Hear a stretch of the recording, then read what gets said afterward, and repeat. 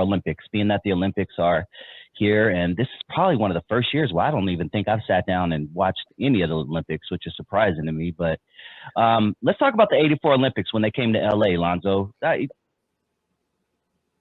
Kind of a big deal.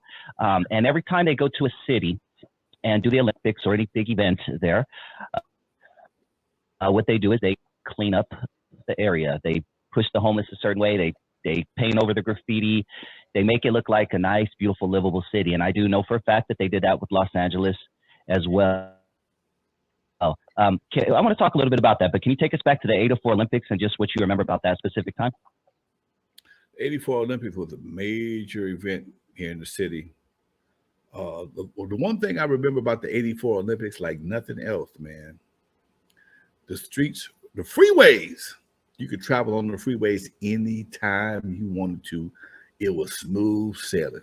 Didn't have no traffic. All that 405, 5 o'clock traffic, 110. What they did was they banned all deliveries at a certain time. You couldn't deliver big trucks not on the road during certain times of the evening, times of the morning. You had to drive your trucks at nighttime. So the passenger cars had traffic most of the time. You might see a delivery van, but as far as diesels and stuff like that, you didn't see those on the road during the Olympic time. They had to deliver at nighttime when traffic was thinner. It was smooth sailing, and even downtown LA, a lot of what you see right now in downtown LA is still in full effect from the Olympics. A lot of those one-way streets, they did that during the Olympics, and some of them just stayed one-way streets. I didn't really pay that much attention to the Olympics at that time. Outside of the fact that that's when I renamed the group World Class Wrecking Crew, because I'd never heard the phrase world class used so much in my life. And I kept hearing world class swimmer, world class runner, and world class this and world class that. And we just got hit with this cease and desist letter from a lawyer out of Chicago saying that we couldn't use the name Wrecking Crew. So I called my lawyer, and that's when I hit him with the world class and dropped the G and spelled crew, CRU. And that's how you got World Class Wrecking Crew. That's probably the most significant thing for me personally that is still stuck with me right to this day, that we became World Class Wrecking Crew during the Olympics. And aside from the traffic, and the city was just so beautiful. And I think that's a bunch of bullshit, okay? Why is it you got to wait till you had company to clean up? That's basically what you're doing.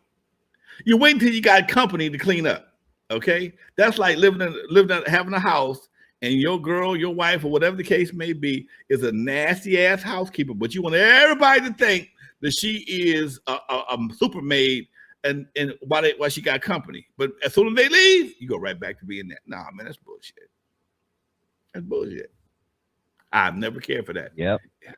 Okay?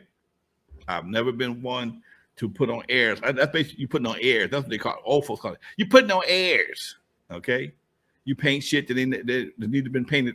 People have been bitching for years to get this shit painted. Oh, now you got some company. Okay? And then back in the 84 Olympics, I saw this recently.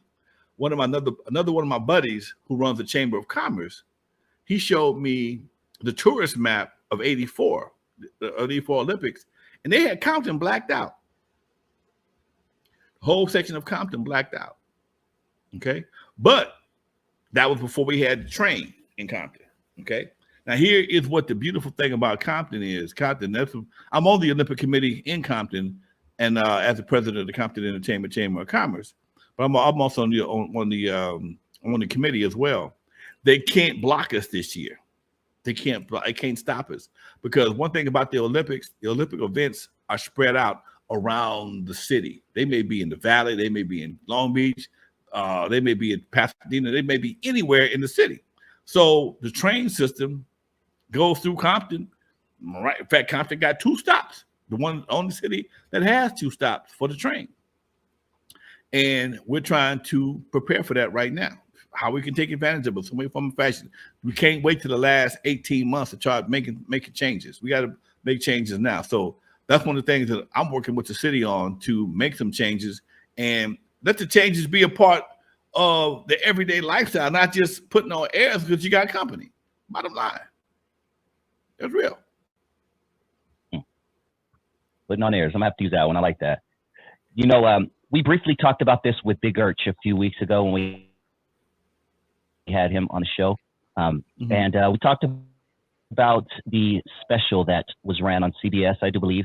And it was a special about the Olympics, but it was different because what it did was it touched on the growing gang problem that LA was allegedly hiding during the Olympics, 84 Olympics, Crips, Bloods. I mean, it was about as explosive as it gets. And you throw crack in there, and LA was a fire keg, you know, but here we are having this Olympics, and here let's bring the guests over and clean it up and things like that. But do you remember anything about that specific part of that, Lonzo, where they were trying to suppress this growing gang situation? They was locking brothers up for at least 3 weeks at a time.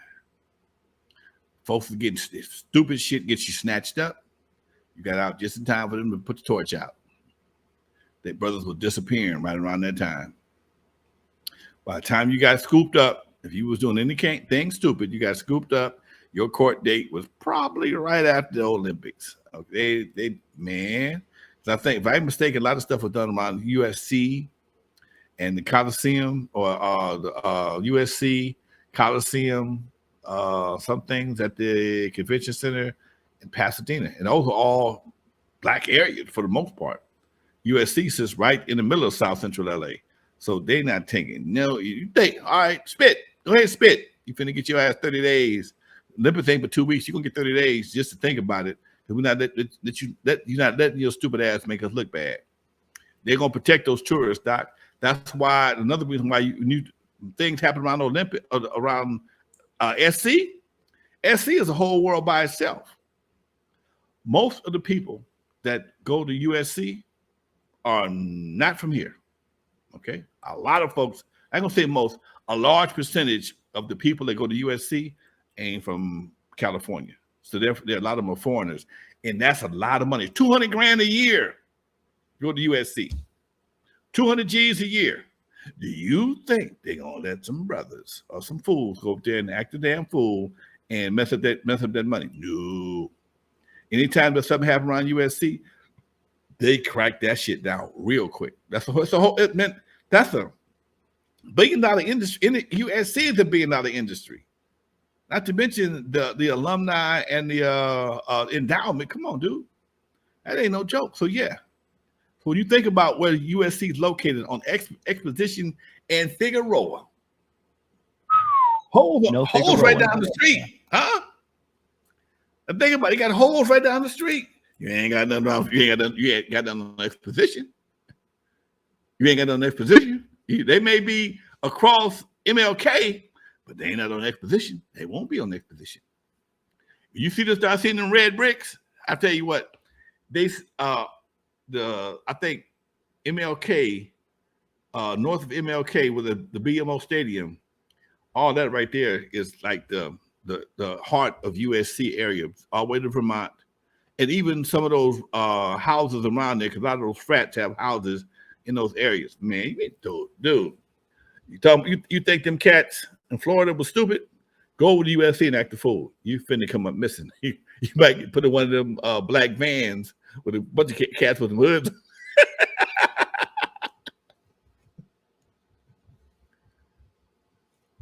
Yeah, man, that's no joke. Yeah, we're about halfway through the show. Shout out to everybody. Let me take a quick minute just to remind everybody to hit that like button. If you haven't already, just go on and smash it for your boys. That really helps out. The algorithm lets YouTube know that we exist.